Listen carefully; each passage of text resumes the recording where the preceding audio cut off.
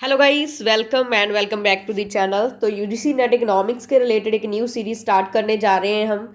उससे पहले आपने चैनल को सब्सक्राइब नहीं किया है तो चैनल को सब्सक्राइब करें, बेल आइकन को दबाएं एंड लाइक शेयर और कमेंट जरूर करें। बिकॉज हमें पता चलता रहता है कि आपको किस टाइप का कंटेंट चाहिए और क्या इम्प्रूवमेंट चाहिए मेरी वीडियोज़ में, और क्या कंटेंट और होना चाहिए, क्या क्वालिटी ऐड कर सकते हैं हम। तो प्लीज़ कमेंट कर ज़रूर बताना। So let's start. What is the primary objective of the public finance in India? Public finance का क्या ऑब्जेक्टिव है इंडिया में? Answer is B, ensuring equitable distribution of income and wealth. What type of tax is primarily used by Indian states to generate revenue? Revenue generate करने के लिए Indian states में कौन सा टैक्स यूज किया जाता है? Goods and services tax, that is GST. Which Indian body is responsible for the formulation and execution of the central budget? कौन सी इंडियन बॉडी रिस्पॉन्सिबल है फॉर्मुलेट करने के लिए और एग्जीक्यूट करने के लिए बजट को, सेंट्रल बजट को? Answer is C, ministry of finance. Which article of Indian constitution provide the framework for the financial relations between the central and the state government? कौन सा आर्टिकल ये शो करता है कि स्टेट एंड सेंटर में financial relations है? Article 280। Answer is A. What is the main source of revenue for the central government in India? Main source क्या है रेवेन्यू का? Answer is C, income tax. Which committee is known for its recommendation on fiscal federalism in India? कौन सी committee ने physical federalism जो recommend किया था India में?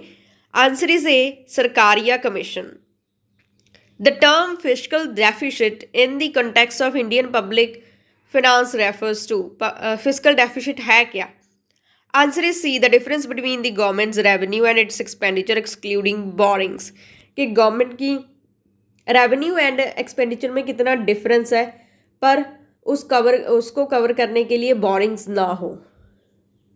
विच of the following is not a function of planning commission in India? कौन सा planning commission का function ही नहीं है? C, implementing physical and monetary policies. ये किसका फंक्शन है?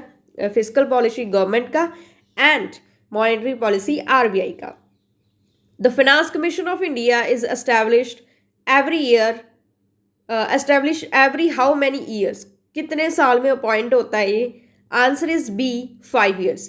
Which tax reform was introduced in India in 2017 to simplify the indirect tax system? ये हमें मालूम है कि कौन सा था? GST.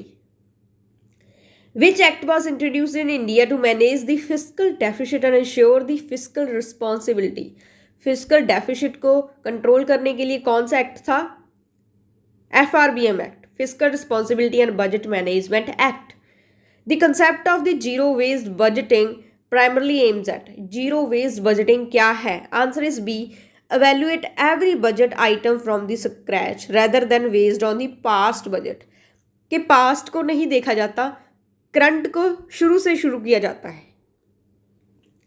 Which of the following is a key feature of goods and services tax in India? Answer is A, it is a single tax levied on the both goods and services. Which of the following is the primary method of central government to manage its deficit? Deficit manage करने के लिए कौन सा function play करती है central government? Answer is C, borrowing from the market.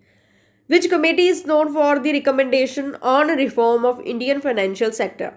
Indian financial sector के reforms जिसने recommend किए थे? Answer is Narasimha committee. The term public deficit public debt in context of Indian public finance refers to. Public debt क्या है? Answer is B, government's financial obligation to private entities and foreign government. कि government ने कितना कर्ज देना है। The state finance commission is primarily responsible for.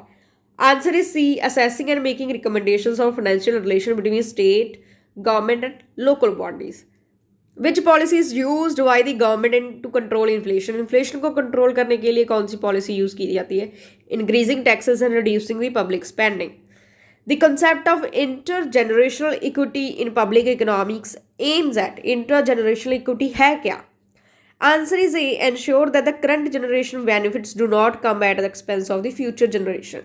कि जो आज हम एंजॉय कर रहे हैं जो भी बेनिफिट्स वो फ्यूचर जनरेशन के बेनिफिट्स को कम ना कर दे. That is intergenerational equity. So that's all for today. If you like the video, please subscribe to my YouTube channel. Thank you.